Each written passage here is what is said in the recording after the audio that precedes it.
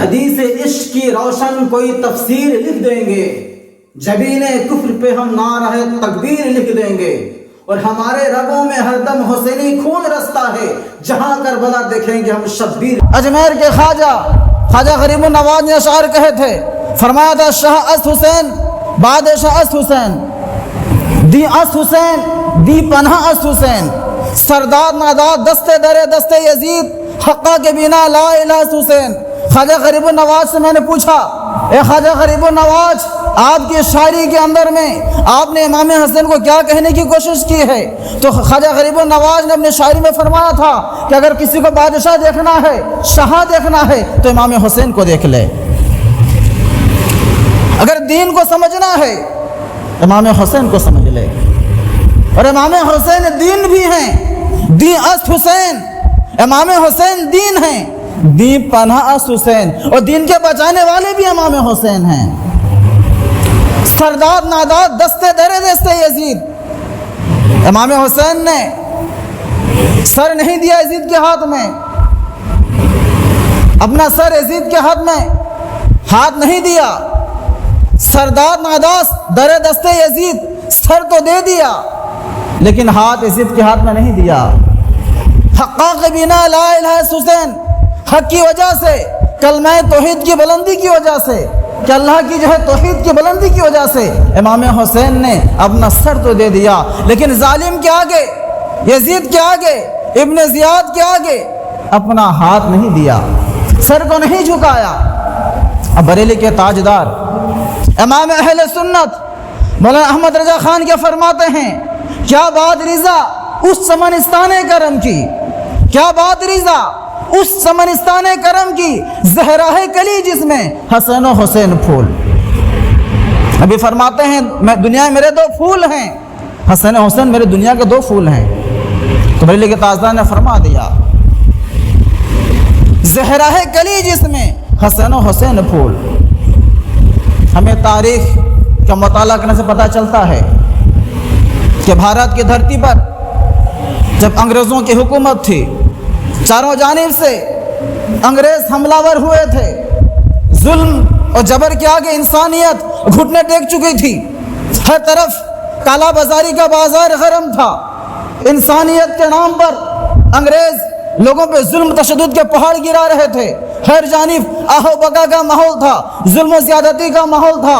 قربان جائیے، سب سے پہلے بھارت کی دھرتی میں پیدا ہونے والے محمد علی جوہر نے میدان کربلا کو یاد کیا، امام حسین کے نام سے کچھ اشعار کہے، وہ اشعار میں اتنا دم تھا، امام حسین کے نام میں اتنا دم تھا، قسم خدا کی کل بھی امام حسین کے نام میں دم تھا اور آج بھی نام میں دم ہے۔ محمد علی جوہر نے چند اشعار کہے تھے، وہ اتنے خطرناک اشعار تھے، ایسا جذباتی اشعار تھے، جب نوجوانوں کے مجمع میں محمد علی جوہر نے انگریزوں کو مخاطب کرتے ہوئے یہ اشعار کہے تھے کہ دور حیات آئے گا قاتل قضا کے بعد، میری ابتدا ہے تیری انتہا کے بعد، قتل حسین اصل میں مرگ یزید ہے اور اسلام زندہ ہوتا ہے۔ ہر کربلا کے بعد اتنا کہنا تھا، نوجوانوں کی دلوں کے اندر میں ایسا جذبہ پیدا ہو گیا، ایسا ولولہ انگیز جذبہ کھڑا ہو گیا کہ نوجوان میدان میں آئے، انقلاب زندہ باد کے نعروں سے تمام بھارت کی فضا ہموار ہونے لگی، اور انگریز جب دیکھنے لگے نوجوانوں کو، جو نوجوان انگریز کے سامنے گھٹنے ٹیک رہے تھے، اپنی پیشانی کو جھکا رہے تھے،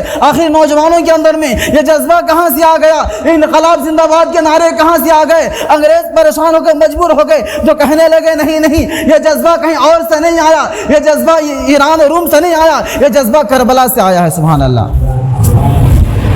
جب یہ شعر کہے محمد علی جوہر نے، نوجوان میدان میں آئے، آخر زمانے نے دیکھا، تاریخ کے اوراق گواہ ہیں، داستان گواہ ہیں کہ انگریز جو بڑے شان سے بھارت میں حکومت کرنے کے لیے آئے تھے، کچھ سلنڈر ہو کر منہ چھپاتے ہوئے رات کی اندھیری کی طرح بھارت کو چھوڑ کر چلے گئے، بھارت کو آزادی مل گئی۔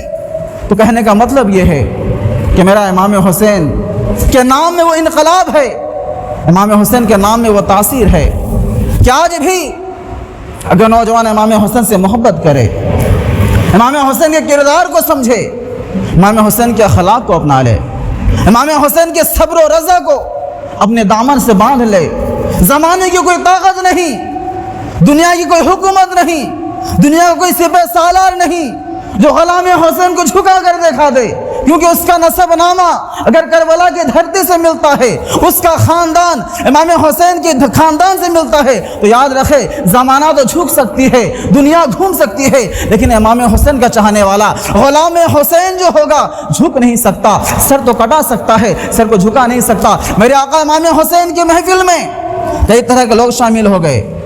جب امام حسین کو کوفہ کے خطوط ملے تو میرے آقا امام حسین کوفہ جانے کا ارادہ ظاہر کیے۔ لوگ یہ سمجھ رہے تھے ہم کوفہ جائیں گے ہمیں مال و زر مل جائیں گی، ہمیں راحت و سکون کی زندگی میسر آ جائے گی۔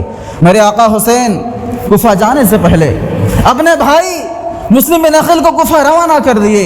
اب آقا امام حسین مکے سے نکل چکے ہیں، روکنے والوں نے روکا، ابن عباس نے روکا کہ آقا حسین آپ ہرگز کوفہ نہ جائیں۔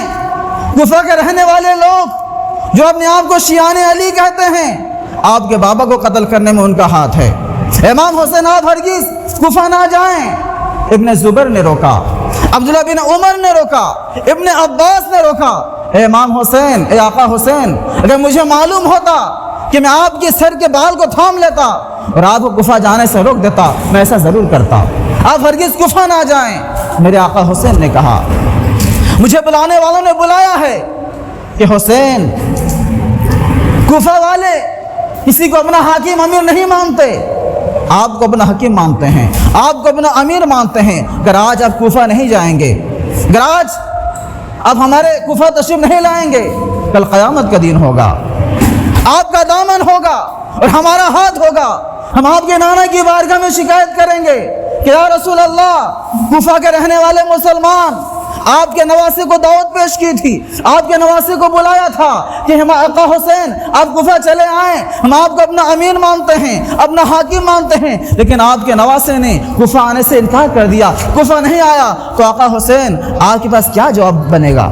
آپ اپنے نانا کو کیا منہ دکھائیں گے؟ یہ کوفہ کے خطوط تھے۔ جب آقا حسین کوفہ جانے کا ارادہ ظاہر کیے، کوفہ جانے سے پہلے اپنا بھائی مسلم بن عقیل کو کوفہ بھیجا کہ بھائی جاؤ کوفہ کے حالات دیکھ کر آؤ، کوفہ کا جو ہے معائنہ کر کے آؤ۔ آقا حسین مکہ سے تشریف لے جا رہے ہیں، راستے میں پہنچے، انہیں خبر ملی کہ جو لوگ کوفہ کے لوگ تھے وہ آپ کے بھائی مسلم بن عقیل کو شہید کر دیے ہیں، اور آپ کا قاصد جو پیغام لے کر گیا تھا، اے کوفہ والوں سنو، آقا حسین مکہ سے سفر تیار کر چکے ہیں، مکہ سے نکل چکے ہیں، فلانی تاریخ کو کوفہ میں پہنچ جائیں گے، ان کا استقبال کے تیار رہنا۔ جو خط لے کے گیا تو اس قاصد کو بھی جو ہے ابن زیاد نے قتل کر دیا ہے۔ جب آقا حسین اس پیغام کو سنتے ہیں، قافلہ کو روکنے کا حکم دیتے ہیں کہ قافلہ رک جائے، قافلہ کو روک دیا گیا۔ آقا حسین مجمع عام میں شامل ہوتے ہیں، 72 مکے سے چلنے والے لوگ تھے، ساتھ میں کچھ لوگ آ گئے تھے۔ آقا حسین نے کہا لوگوں سنو، حسین کا راستہ یہ آسانی کا راستہ نہیں ہے، حسین کا راستہ یہ عظمتوں کا راستہ نہیں ہے، حسین کا راستہ سہولتوں کا راستہ نہیں ہے، حسین کا راستہ کانٹوں کا راستہ ہے، حسین کا راستہ شولوں کا راستہ ہے، حسین کا راستہ ظلم و جبر کا راستہ ہے، حسین کا وہ راستہ ہے جہاں جانے کے بعد میں موت استقبال کری کھڑی ہے، حسین کا راستہ وہ خطرناک راستہ ہے جہاں پہ گرد و غبار میں انسان کے سر کی کھوپڑیاں اڑتی دکھائی دے گی، حسین کا راستہ وہ راستہ ہے جہاں چیخ و پکار ہوگی، حسین کا راستہ وہ راستہ ہے جہاں گھوڑے دوڑائے جا رہے ہوں گے، انسان کی گردن کٹ کے زمین پہ گر رہی ہوگی، حسین کا راستہ وہ خطرناک راستہ ہے جو مشکلوں سے بھرا پڑا ہے، چاروں جانب یزیدی لشکریں ہوں گی۔ میرے بھائیوں، میں آپ کے سامنے کہتا ہوں، اپنے گھروں کو واپس چلے جاؤ، اپنے بیویوں کے پاس چلے جاؤ، اپنے بچوں کے پاس چلے جاؤ۔ اگر میرے ساتھ چلنا چاہتے ہو تو یاد رکھو، حسین پہلے کہہ رہا ہے کہ جو جانے والا جائے گا واپس آنے کی گنجائش نہیں بچتی ہے۔ یہ مصیبت کا راستہ ہے، یہ آزمائش کا راستہ ہے، یہ صبر و رضا کا راستہ ہے، یہ امتحان کا راستہ ہے۔ اپنے گھروں کو واپس چلے جاؤ، اپنے علاقے کو واپس چلے جاؤ، اپنے قبیلے قریے کو واپس چلے جاؤ۔ آقا حسین نے اعلان کر دیا۔ کچھ لوگ ایسے بھی شامل ہوئے تھے جو یہ تمنا رکھتے تھے ہم آقا حسین کے ساتھ میں جائیں گے، ہمیں سروری مل جائے گی، ہمیں سرداری مل جائے گی، ہمیں ریاست و سلطنت کے ہم عہدیدار بن جائیں گے، ہمیں آرام کی زندگی مل جائے گی، ہمیں دولت و ثروت مل جائے گی۔ انہوں نے سنا امام حسین کے اس پیغام کو، دائیں بھائی سے نکل چلے گئے۔ 72 افراد رکے جو مکہ سے ساتھ میں چلے تھے۔ انہوں نے کہا آقا حسین ہم نہیں جائیں گے آپ کو چھوڑ کر. میرے آقا حسین سمجھنے لگے شاید چراغ کی روشنی میں، چراغ کے جلنے کی وجہ سے انہیں شرم آتی ہے، انہیں جانے میں شرم محسوس ہوتی ہے. تو آقا حسین نے اعلان کیا چراغ کو بجھا دیا جائے، چراغ کی بتی کو گل کر دیا جائے، چراغ کو بجھا دیا جاتا ہے. کچھ گھنٹوں کے بعد میں آقا حسین پھر چراغ کو جلاتے ہیں تو دیکھتے ہیں وہ جو 72 امام حسین کے ساتھ میں بیٹھے تھے، جو مکہ سے ساتھ میں چلے تھے، کسی نے ہلا نہیں، کسی نے اٹھا نہیں، نہ کوئی آگے بڑھا ہے نہ کوئی پیچھے بڑھا ہے. آقا حسین پوچھتے ہیں کیا بات ہے کہ تم میرے ساتھ چلنے کو تیار ہو، کہ تمہیں جان کی فکر نہیں، کہ تمہیں امان کا فکر نہیں، کہ تمہیں گھر والوں کا تمنا نہیں. تو کہنے لگے آقا حسین اگر آج ہم آپ کی دامن کو چھوڑ کر اپنے گھروں کو چلے جائیں گے، اپنے قبیلوں کو لوٹ جائیں گے، کل قیامت کا دن ہوگا جب ہم سے آقا پوچھیں گے کہ مجھے بتاؤ کہ تمہاری زندگیاں میرے حسن سے زیادہ قیمتی تھی، کیا تمہاری اولاد حسن سے زیادہ قیمتی تھی، تمہاری بیویاں کہ حسن گھرانے سے زیادہ قیمتی دار تھے، ہم کیا جواب دیں گے؟ ہم کیا جواب دیں گے آقا رسول اللہ کو؟ ہم نہیں جائیں گے آپ کو چھوڑ کر کے. تو ساتھ چلنے والے ساتھ چلے، میرے آقا حسین ان کے ساتھ میں گئے. اب میدان کربلا سے پہلے ایک ایسی وادی میں پہنچتے ہیں، ایسی وادی تھی بیابان سے ایک نہر جاری تھا. میرے آقا حسین کہیں پڑاؤ کرنا ہے. اس جانب سے ابن زیاد نے حور بن یزید کو ایک ہزار لشکر کے ساتھ روانہ کر دے کہ جاؤ حسین کو روک کے رکھنا ہے، حسین کو واپس جانے نہیں دینا ہے، حسین کو اٹکا کے رکھنا ہے، حسین کو روکنا ہے اور ساتھ لے کر کوفہ سے پہلے ایک میدان میں آ جانا ہے جہاں کوئی محل نہیں ہونا چاہیے، جہاں بیابان چٹل میدان ہو، کوئی رکنے کی جگہ نہیں ہونا چاہیے. نہر فرات کا طے کر لیا گیا. اب حور بن یزید نے امام حسین کے بارگاہ میں پہنچا، لشکر آمنا سامنا ہوا. حور بن یزید نے کہا مجھے ابن زیاد نے بھیجا ہے، میں آپ کو واپس جانے نہیں دوں گا. میرے آقا حسین نے کہا چھوڑو مجھے واپس جانے کا موقع دو، کوفہ والے میرے ساتھ دغا کیے ہیں، میرے ساتھ بے وفائی کیے ہیں، میرے بھائی کو شہید کر دیا، میرے قاصد کو قتل کر دیا، مجھے واپس جانے کا موقع دیا جائے. حور نے کہا آقا حسین میں آپ سے محبت ضرور کرتا ہوں لیکن میں اپنے پیغام کا پابند ہوں، میں اپنے حکم کا پابند ہوں. مجھے ابن زیاد نے حکم دیا ہے کہ آپ سے جنگ نہیں کروں گا، آپ سے قتال نہیں کروں گا، آپ کو چھوڑوں گا بھی نہیں، آپ کو ساتھ لے کر کے جانا ہے، آپ کے ساتھ رہنا ہے. اب حور بن یزید جب امام حسین کی بارگاہ میں پہنچے، دوپہر کا وقت تھا، ظہر کی گھڑی تھی. میرے آقا حسین حجاج کو کہتے ہیں کہ حجاج ظہر کی اذان دی جائے. امام حسین کا قافلہ ہے، حور بن یزید بھی آ پہنچا ہے. میرے آقا حسین کہتے ہیں حجاج بن مسروق ظہر کا اذان دے. تو حجاج ابن مسروق نے ظہر کی اذانیں دی. جب ظہر کی اذانیں ہو گئی، تمام مجمع عام کے اندر تمام لشکر حسین اور لشکر حور بن یزید جو ہے وضو کرنے لگے. اب مجمع عام میں نماز ظہر کی ادائیگی کے لیے سارے لوگ جمع ہو گئے. میرے آقا حسین پوچھتے ہیں اے حور تو میرے ساتھ نماز پڑھے گا یا اکیلے نماز پڑھے گا، یا تو امامت کرنا چاہتا ہے؟ جو سپاہیوں کا لشکر کا امیر تھا حور بن یزید کہنے لگا آقا حسین یہ حور بن یزید کی مجال نہیں، اولاد رسول کے رہتے ہوئے، اولاد علی کے رہتے ہوئے، فاتح خیبر کے شہزادہ کے رہتے ہوئے، فاطمہ کے نور نظر کے رہتے ہوئے، رسول اللہ کے جگر کے چین کے رہتے ہوئے مسلح پہ حور بن یزید آگے چلا جائے، یہ مجھ سے گوارا ہو نہیں سکتا. اے آقا حسین میں ضرور ابن زیاد کا لشکر کا کمانڈر آف چیف ہوں لیکن آپ کا غلام بھی ہوں، میں آپ کے نانا کا کلمہ پڑھنے والا ہوں. یہ کیسے ممکن ہو نہیں سکتا کہ نبی کا نواسہ پیچھے رہ جائے، حور بن یزید امامت کے مسلح پہ چلا جائے، میں نہیں جا سکتا. میرے آقا حسین کچھ دیر خطبہ فرماتے ہیں، تمام پیغامات پہنچاتے ہیں، لوگوں کو سمجھاتے ہیں. اب نماز کا وقت آتا ہے، آقا حسین مصلی پہ جاتے ہیں، نماز پڑھتے ہیں. حور بن یزید کے پیچھے نماز پڑھتا ہے اور نماز پڑھنے کے بعد فارغ ہوتا ہے، حور بن یزید کا دل بدل جاتا ہے. کہتا ہے میں کس کے ساتھ جاؤں گا؟ میں نے جس کو اپنا امام بنایا ہے، جس کو میں اپنا امام بنایا ہوں اس کے ساتھ میں جاؤں گا، ابن زیاد کے ساتھ جاؤں گا. حور بن یزید جو یزیدیوں کے ساتھ میں آیا تھا، لشکر یزید میں تھا، اس کا دل بدل جاتا ہے. کہتا ہے آقا حسین اب میں آیا تھا ابن زیاد کی طرف سے لیکن میں نے آپ کی امامت میں نماز ظہر ادا کی ہے، اب میں آپ کا مقتدی بن گیا ہوں. بولو سبحان اللہ. آپ میرے امام بن گئے ہیں، میں آپ سے قتال نہیں کرنا چاہتا، میں آپ سے جنگ کرنا نہیں چاہتا، میں آپ سے لڑائی کرنا نہیں چاہتا، میں آپ کے مقتدی بن گیا ہوں. اب میں آپ کے ساتھ میں رہ کر کوفیوں سے لڑنا چاہتا ہوں، میں آپ کے ساتھ میں رہ کر یزیدوں سے لڑنا چاہتا ہوں. میرے آقا حسین سے اجازت دیتے ہیں، امام حسین کے ساتھ میں آتے ہیں. मैदान मार्का को संभालते हैं। तो पता ये चला इमाम हुसैन के किरदार से, कौल व फ़ेल से हर जगह इमाम हुसैन ने नमाज की पासदारी की है, नमाज की पाबंदी की है। मैदान करबला की वादी में देखिए दुश्मनों का एलगार है, जुल्म जबर के आगे अली अकबर भी शहीद हो चुके हैं, अली असगर भी कत्ल हो चुके हैं, अब्बास भी शहीद हो चुके हैं, कासिम के जवानी पे घोड़े दौड़ाए जा चुके हैं, मासूम सकीना प्यासी निढाल पड़ी है। इधर खीमों का गम है, इधर घर के लुटने का अफसोस है। इमाम हुसैन की तलवार चलती रही, आका हुसैन तलवार चलाते रहे। अब मैदान करबला में आका हुसैन की तलवार चलती रही। यजीदी समझ रहे थे हुसैन को भूखा रखा जाए, हुसैन की तलवार गिर जाएगी, हुसैन को प्यासा रखा जाए, हुसैन की कमर टूट जाएगी, हुसैन से नहर फुरात का पानी को बंद कर दिया जाए। जिस नहर फुरात का पानी सूअर भी पीता है, इस नहर फुरात का पानी कुत्ता पीता है, इस नहर फुरात का पानी जानवर तक पीते हैं, काफिर और मुशरिक पीते हैं, लेकिन उस नहर फुरात में इमाम हुसैन पर पाबंदी लगा दी गई है। तो उस इमाम हुसैन को प्यासा रखा जाए, वो सख्तहीन हो जाएंगे, उनकी कमर टूट जाएगी, उनकी शक्ति जो है जवाब दे जाएगी, उनकी ताकत खत्म हो जाएगी। लेकिन आका हुसैन की तलवार चलती रही। दुश्मन ये देखते रहे किसकी मजाल थी, किसकी हिम्मत थी हुसैन से मुकाबला करेगा। आका हुसैन अपने हाथ में अली की जुल्फगार को लेते हैं और सर पे नबी के इमामा को बांधते हैं, फातिमा की चादर को अपने गले में डालते हैं, मैदान में निकलते हैं। ऐसा लगता था आका हुसैन की तलवारें चलती है, यजीदी भेड़ियों की लाशों की अंबारें गिरती हो। ऐसा लगता था कि यजीदी इस तरह करते हो जैसे बनिए दुकान में गाजर मूली करता हो। ऐसा लगता था अली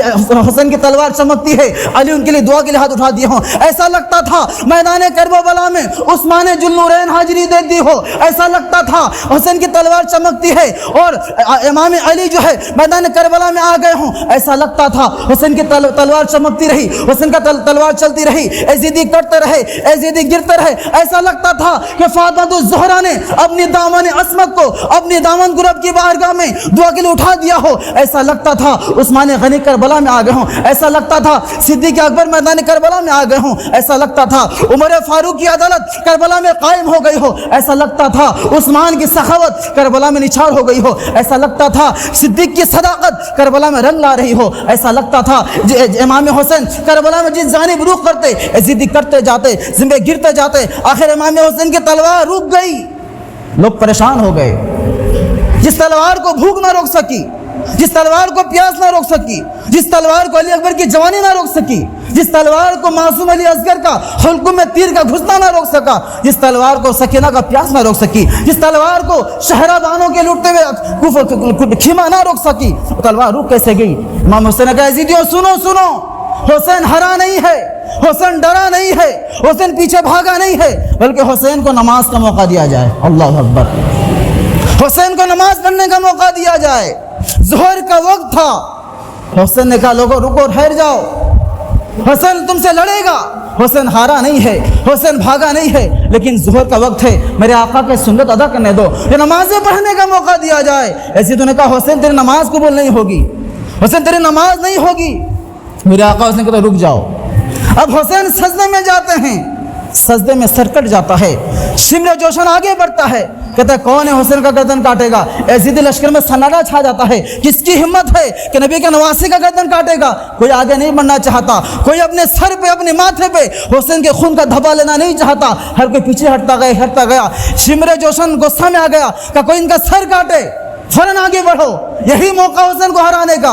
फिर हुसैन आज सर को सजदे से उठा लेंगे, फिर हुसैन को हराना मुश्किल हो जाएगा। हम हुसैन से पंगा नहीं ले सकते। किसका मजाल है अली की जुल्फ़कार को तोड़ेगा, किसकी हिम्मत है फातिमा की चादर को दागदार करेगा।